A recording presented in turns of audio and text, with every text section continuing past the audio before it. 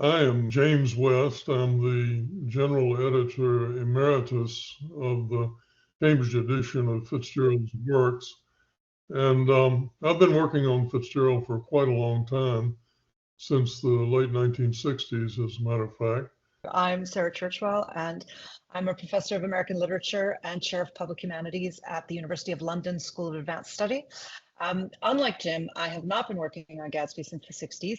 I have not been live since the 60s, but I wrote a book about Gatsby about 10 years ago now, in 2014, and then it turned out that I was not finished with everything that I had to say or think or read about Gatsby, and have continued on what is very clearly going to be a lifelong journey with a book I love very much since then.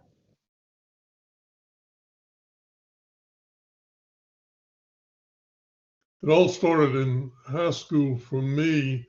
I had romantic ideas about a very literary young woman.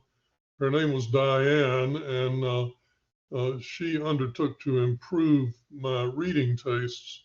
I think I was reading Westerns at that point, or maybe basketball magazines. At any rate, she suggested that I read The Great Gatsby. Um, and I did, and I was captured by the book, though I don't think I understood it terribly well. Unfortunately, my romance with Diane did not blossom, but my romance with Fitzgerald and with The Great Gatsby has continued.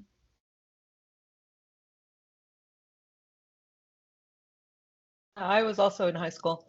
I think for a lot of Americans, that's when we first encounter Gatsby. And it's interesting, Jim, because I had a not dissimilar experience from yours. Mine didn't involve a romance at all, but it was a romance with Gatsby that I started when I first read it. But like you, I knew I didn't understand it.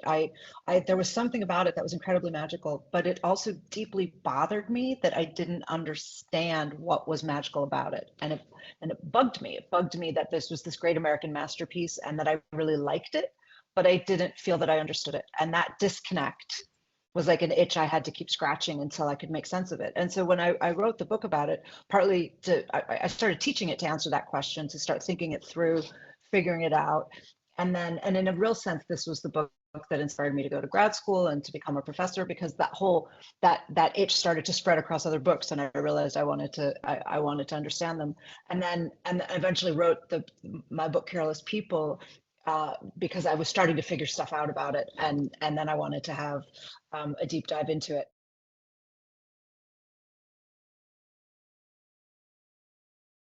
The feeling that this novel continues to be full of surprises, and I think that's what draws people like Jim and me back, even though we work on it a lot, as we've been saying, and yet you come back to it because this tiny little novel has so many surprises packed into it, and it just kind of endlessly opens up. At least so far, it's endless to me, and so I wanted to share some of those surprising things that I've found in it with readers, and I particularly wanted to use that surprise to try to pry off some of the cliches that the novel is buried under. So that's really kind of the approach that I take in the introduction overall, I would say. And one of the ones that's the most obvious, because it's so familiar, and yet it always surprises people when I tell them this, that nobody dances the Charleston in The Great Gatsby. Doesn't happen. The word doesn't appear. In fact, they're probably dancing the shimmy at Gatsby's parties, because that was the popular dance of 1922. And we need to remember, when we think about Gatsby, now it's a historical novel, but it was written 2 years after the events of the novel take place. So it's a modern novel. It's very recent memory. It's exactly like a novel written in 2024 that takes place in 2022. Nobody would have trouble remembering which were the cool songs. Nobody would have trouble remembering which dances were being done and which dances weren't being done. The fact is, by the time Fitzgerald wrote Gatsby, the Charleston was still not a popular dance yet. It happened after the novel came out. That's just one example of the ways in which we take cliches about the 1920s that we get mostly through Hollywood to be honest. And then we project them back onto the novel and look for what we think we're going to find. So we think they're going to be dancing to Charleston. We think the women are going to be in short dresses. But one of the things I talk about is the fact that the high society fashions of 1922 in the summer, when the novel takes place, women in America were in ankle length dresses. So hemlines were variable to a certain extent. They could be shorter, but the high society, high fashion was ankle length. So I think that it's getting people to see that it's a more conservative world than they think, that it's a darker world than they think. That for me is part of opening Gatsby up again in hopefully surprising ways. And then I hope the other thing that will surprise people the most is to get us paying attention again to Fitzgerald's language, because it's easy to coast along the beauty of his prose without necessarily noting and it is surprise, the surprising details and the ways in which he puts words together in surprising combinations. And that's part of what makes reading the novel such a magical experience. But it's easy to not notice it when you're driving along following the plot. But I think for most of us who love Gatsby, it's not the plot that brings us back again and again. It's Fitzgerald's genius with language. And then finally, the third thing that I hope will surprise people is that there's a lot more deep thought in this novel than I think most people recognize. Even the people who take it seriously and work on it tend to recycle the same set of ideas about the American dream. There are a lot of other, to me, in many ways, more profound thoughts that Fitzgerald is engaging with in the novel, and I try to at least indicate to readers some of what those might be in the introduction.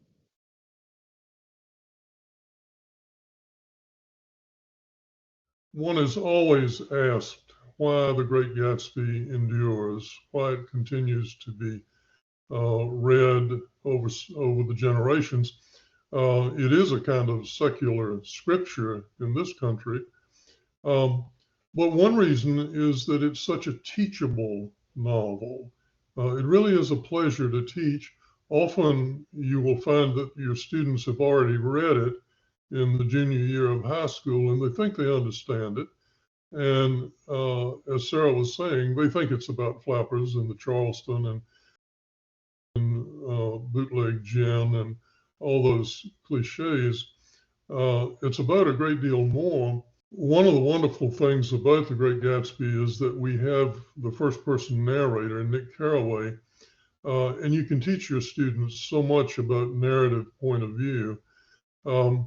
The only other novel I know that teaches as well as The Great Gatsby is The Hound of the Baskervilles. And there we also have a first-person narrator, Dr. Watson. But The Hound of the Baskervilles is kind of gloomy. The Great Gatsby is a great deal more glamorous. It's a lot of fun to teach. It has good narrative drive, and it has wonderful characters.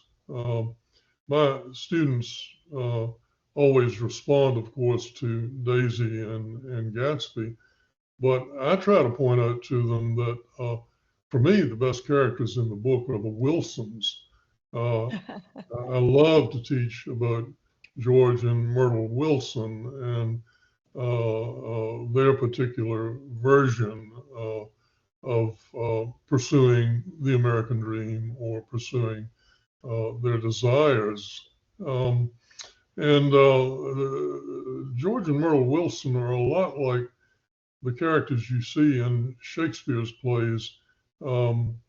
They are on a lower level of society, but they mirror or repeat or make an ironic commentary on the concerns of the aristocratic characters. And they're often much more interesting characters than the ones on the higher levels. In the comedies, particularly, I'm thinking. So at any rate, it's a very much a teachable novel. British people understand status. They understand the hierarchy in society. They understand mobility, and they recognize it in the novel quite readily. But American students understand money. In fact, Americans in general think an awful lot about money, and that's what they pick up on my students in Yeah. the novel is the authority of money, how the possession of money can influence human behavior, human emotion. It's one of the great themes in all of Fitzgerald's writings. Um, and I've always thought that contrast was worth remarking upon. Absolutely. Well, it's one of the things that makes the novel so relevant now, isn't it? That, Fitzgerald saw 100 years ago where American society was heading and where this particular kind of consumer capitalist society was heading in particular. And he just kind of put his finger on the pulse of it and, cut to the heart of it, whatever the right metaphor is. Um, and he saw, it's a lot of people have described it as a clairvoyant novel in many respects, and I think that that's right. He saw the future of America.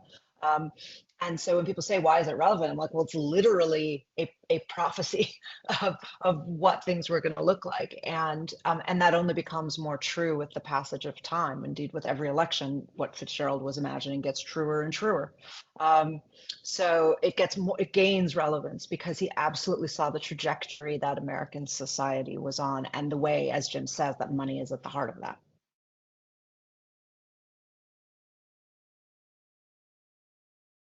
People often speak of The Great Gatsby as if it were a perfect work of art. Occasionally, I suggest to my students that perhaps that's not so. They look at me as if I have uttered a blasphemy. Perhaps I have. But there certainly are things about the novel that don't quite match up or add up. The plot, for instance, why exactly do all those characters have to go to Manhattan and take a room at the Plaza? Well, the answer is so they can have an argument and then they can get back in their cars and drive back out to Long Island, and Daisy can run over Myrtle in Gatsby's gorgeous yellow car. But Fitzgerald has to perform some strong arm work in order to get his characters to come into the city. You don't really notice it when you read the book, when you teach it. You go along with the plot and the movement, but that's one imperfection. I think when you spend time studying anything as carefully as we have Gatsby, by definition, you're going to see, we're studying it under a microscope. We're going to see the joins. We're going to see where, I mean, to use, Jim, your wonderful analogy of it being like, an old master, we're going to see the redos. We're going to see, where he doesn't quite pull it off and be like, ooh, that hand's a little bit out of shape. And that's what you do when you study something really intently. Oh, the finger's too long on that hand, actually, when you really, really look at it. And but those kinds of imperfections are A, humanizing, B, often part of a great work of art, where, as I say, you can notice those little details, but they don't in any way detract from the sense of it being a masterpiece overall. But for me, they're also as almost perfect as his prose is, and it is exceptionally beautiful prose.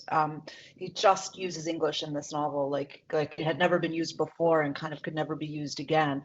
But even his almost perfect ear slips a couple of times, and so I do also point out some of the prose moments where, and of course the famous one is the end of chapter 6 when Gatsby looks up at a ladder in up into the sky, which is an image of Jacob's ladder, an image of aspiration and hope. And Nick tells us that once there, he could suck on the pap of life, gulp down the incomparable milk of wonder. And then he says that he's, as he kisses Daisy, that it was as if a tuning fork had been struck upon a star, which, as the great critic Michael Wood, who was my PhD supervisor, once wrote, that it was, I forget exactly the phrase. He has a beautifully scathing. He's a big fan of Gatsby, but he has a beautifully scathing phrase about that. About those lines, saying that it's basically, that Disney's Tinkerbell kind of suddenly emerges in the middle of The Great Gatsby, and what is she doing there? Kind of thing. He has this one, and it's right. It's like, what is that? What just happened there? So he loses control. It's overwritten. it's sentimental, and then he tries to pull back by Nick saying this is sentimental, and so it's like, okay, well, where does the sentimentality reside? But it's still overwritten, and nobody, I think, looks at the incomparable milk of wonder without slightly raising an eyebrow. The second time you notice it, you're going to go, really, incomparable milk of wonder, Scott? Is that what we're going to go with? So look, but we don't need when I have these conversations with my students, it's to say, but we don't need it to be perfect. To acknowledge, if anything, you see more clearly when you see the moments when his hand imperceptibly slips like that, and the finger is too long, or the perspective is a little bit off on the road in the background or whatever, that lets you appreciate all the more the incredible degree of control that he is exerting over 99.9% of this book. I think it's worth underscoring for readers that other metaphor, because we've been talking about the painting metaphor, which I think is very apt, but the musicality of the novel and of Fitzgerald's genius is really important, I think, to put across, and a really apt way to think about it, because, exactly, we're both talking about the ways that he has this incredible pitch, this incredible ear for English. And so, if you imagine a great composer who, is partly classically trained, but partly plays it by ear, and is one of those great musical geniuses who can just pick anything up and just kind of hears it so perfectly. And that's what we're seeing. And that's why it's so interesting to learn from the kinds of detailed textual work that Jim has done, so carefully with Fitzgerald's work overall, and with Gatsby in particular, that it is like watching, it's looking at Beethoven compose a symphony. We can see how he figures out what the orchestration needs to look like, and how he can fix the wrong notes and get the resolution where he wants it to be. And it is a really, really musical novel.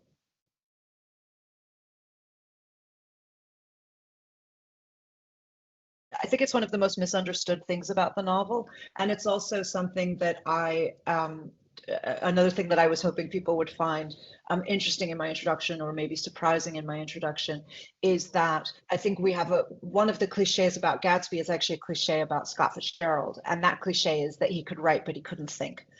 And as I say in the introduction, they kind of go together. You're not going to be a great writer if you're not a good thinker.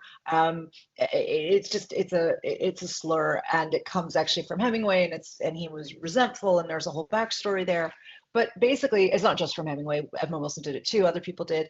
But basically, this idea that Fitzgerald was he had this talent, but he was too naive, and he was too callow, and he was too, and he was just kind of too superficial, fundamentally, to make the most of it. This guy wrote The Great Gatsby. He wrote the American masterpiece of the 20th century, and people think he did that by accident. You don't trip and write a novel like that by accident if you don't know what you're doing. And so I think that one of the most misunderstood things about The Great Gatsby is misunderstood about Fitzgerald, which is how intentional the whole thing is. Did he know what he was doing? Was he making intentional choices? Of course he was. Of course he was. This level of control that we've been talking about, yes, he has a natural ear for it, but he's not just kind of improvising all over the place. And as Jim said, we've got these multiple drafts. We see how carefully he revised it. He knows exactly what effects he's trying to achieve.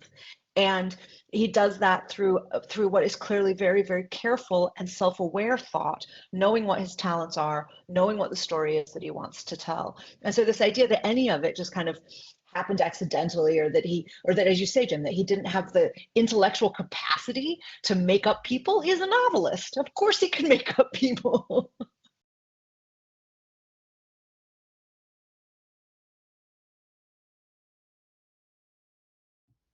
The Cambridge edition of The Great Gatsby should be an Aladdin's cave for the aficionados of the novel.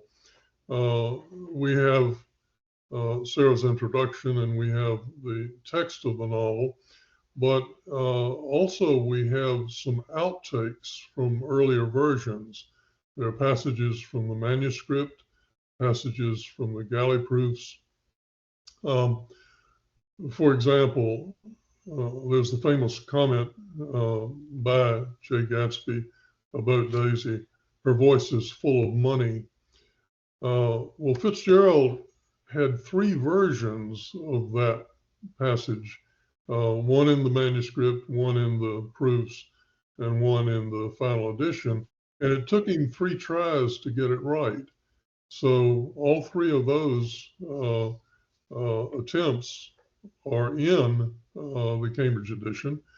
We have a section of color illustrations, wonderful illustrations and annotations, which can help the reader of today to understand what's going on in the novel.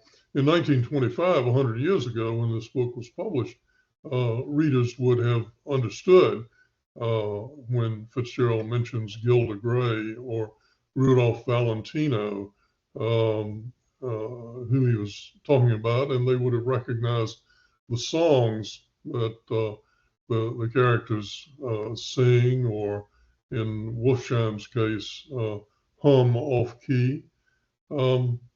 There's a lot of extra material that should help a reader to understand more deeply what's going on in the text of the novel.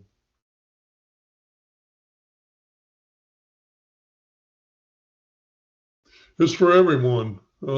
It's for committed readers. It's for scholars. It's for lay readers. It's for people who have never read the novel before, or for those who have read it over and over. I know a great many people who read The Great Gatsby once a year. I'm one of them.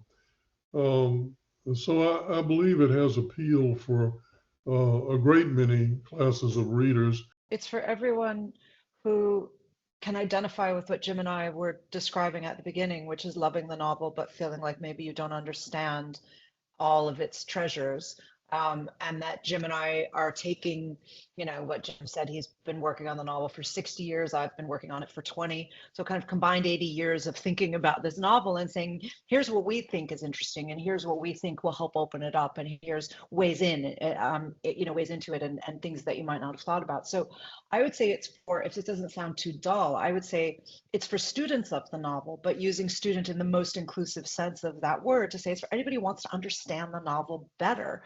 And really, really importantly, to know that they're working from an authoritative text. That this is, because you might think that because The Great Gatsby is a masterpiece, any version of it you pick up will be equal to another. But as Jim said at the beginning, this isn't true in terms of the editions that are out there. People make changes that are unwarranted. They just take it upon themselves to do so, without necessarily a very good defense, or just because they assume Fitzgerald was wrong, which happens a lot of the time, going back to that point about people underestimating him. His friend Edmund Wilson famously did that by changing the ending of All Things, the incredibly famous and beautiful ending of Gatsby. And so, but one of the things I talk about in the introduction is that Fitzgerald was in fact extremely precise about words. That's what makes him a great writer, is that he's incredibly precise about words. So the words have to be right. And what Jim has done is brought the scholarship of somebody who has spent 60 years determining what are the right words, and then making that accessible to an audience that wants to have a reliable text. It's a novel famously told by an unreliable narrator, but we can have a reliable version of this story that is told by a reliable narrator, and that then opens up in all of these ways. So you get the benefits of scholarship without having to deal with the apparatus of scholarship.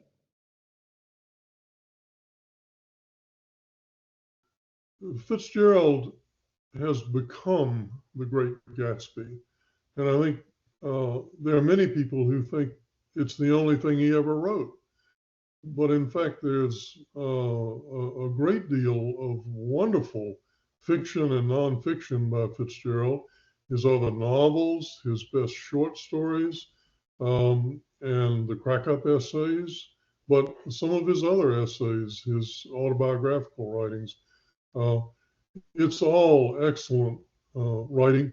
Even the short stories that he wrote just for commercial purposes, they always have his touch, and they always reveal something about his artistry.